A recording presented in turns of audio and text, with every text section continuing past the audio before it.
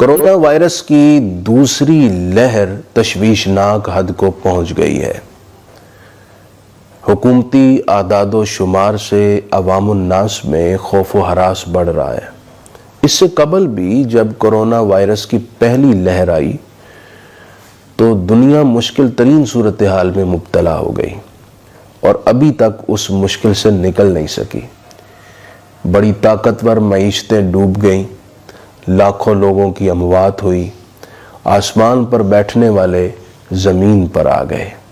پاکستان پر بھی ایک کٹھن اور مصیبت والا وقت آیا، لیکن اللہ تعالیٰ نے اپنے فضل اور مہربانی سے اس ملک کو اس مشکل اور تکلیف دہ گھڑی سے نکال دیا۔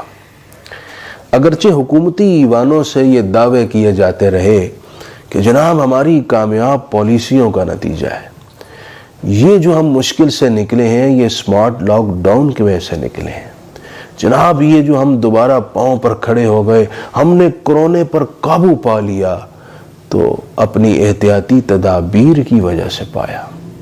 لیکن وہ یہ بھول گئے کہ یہ آپ لوگوں کی خوش فہمی ہے۔ اللہ تعالیٰ نے اپنے فضل اور اپنی مہربانی فرمائی ہے کہ اپنے حبیب کے غلاموں کو اس مشکل میں محفوظ رکھا اور اس ملک کو ڈوبنے سے بچایا۔ جناب پورے ملک میں اللہ تعالیٰ کے نام کی گونج ہوئی، اذانیں دی گئیں، ہر طرف تکبیر کی صدائیں بلند ہوئیں۔ یہ اللہ کے اس پاک نام کی برکت تھی، آپ کا کوئی کمال نہیں تھا، کیونکہ عوام میں رہنے والے لوگ جانتے ہیں کہ چند ایک مخصوص افراد کو چھوڑ کر اکثریت عوامی طبقہ احتیاطی تدابیر سے بالکل دور تھا، کوئی ایس او پیز نہیں تھے، وہی عام زندگی معمول کے مطابق تھی جو اس وائرس کے آنے سے پہلے تھی۔ یہ اللہ کا فضل تھا کہ اس نے اپنے حبیب کے غلاموں کو محفوظ رکھا۔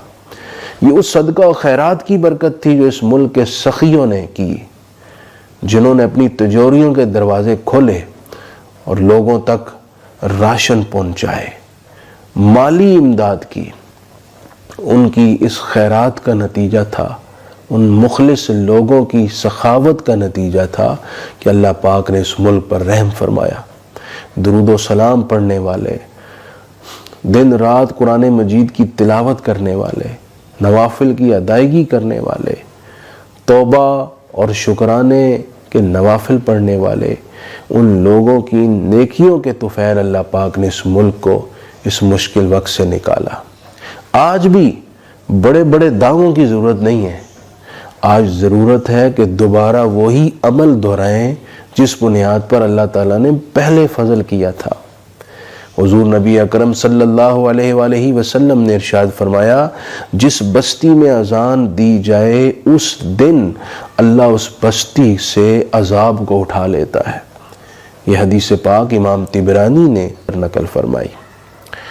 حضرت آدم علیہ السلام زمین پر آئے تو گھبراہٹ طاری ہو گئی، حضرت جبرائیل آ گئے، اذان دی۔ جناب آدم علیہ السلام نے جب وہ مترنم اذان سنی تو گھبراہٹ دور ہو گئی۔ حلیۃ الاولیاء میں یہ روایت ہے۔ امام سیوطی نے جامع الاحادیث میں یہ روایت نقل کی ہے کہ ایک دفعہ حضور جان رحمت صلی اللہ علیہ وسلم نے حضرت علی سے فرمایا، آپ غمگین اور پریشان نظر آ رہے ہیں، اپنے گھر کے کسی فرد سے کہیں آپ کے کان میں اذان دے، کیونکہ اذان غم اور پریشانی کو دور کرنے والی ہے۔ اعلیٰ حضرت امام احمد رضا خان فرماتے ہیں کہ یہ حدیث وہ تمام راوی جن کے ذریعے سے مولا علی تک پہنچی، سارے راوی کہتے ہیں جربتہ، ہم سب نے اس بات کو آزمایا ہے، جیسا حدیث میں فرمایا گیا ویسا ہی ہم نے نتیجہ پایا ہے۔ ہم نے گھبراہٹ اور غم کو دور کرنے والا اذان کا مؤثر عمل دیکھا ہے۔ جناب والا، اب بھی ضرورت ہے کہ ہم اپنے گھروں میں اذان سے زینت دیں، چھتوں پر، گھروں کے اندر، آفیسز میں، فیکٹریز میں، ہر طرف اللہ تعالیٰ کے نام کی صدائیں بلند کریں۔ انشاءاللہ دوبارہ ہمارا ملک سنبھل جائے گا۔ اور میں درخواست کرتا ہوں تمام احباب سے کہ ظاہری احتیاط بھی ضرور اختیار کریں، اذان بھی دیں، صدقہ و خیرات بھی کریں، نوافل بھی پڑھیں، قرآن بھی پڑھیں، اللہ تعالیٰ کو یاد کریں، لیکن اس کا مطلب یہ نہیں کہ آپ احتیاطی تدبیر چھوڑ دیں۔ ہمارا دین ہمیں حکم دیتا ہے وہ تدبیر بھی اختیار کریں، اور اس کے ساتھ ساتھ موسٹ امپورٹنٹ ہے کہ آپ یہ دعا ضرور پڑھیں۔ ہر ایک کو یہ دعا حفظ ہو جانی چاہیے اور لبوں پر رہنی چاہیے، اس کو اکثر پڑھتے رہیں اور اس کو پڑھ پڑھ کر اپنے اوپر دم کرتے رہیں۔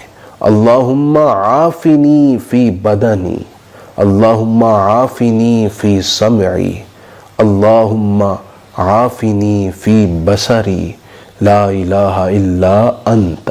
سنن ابو داؤد میں یہ حدیث موجود ہے۔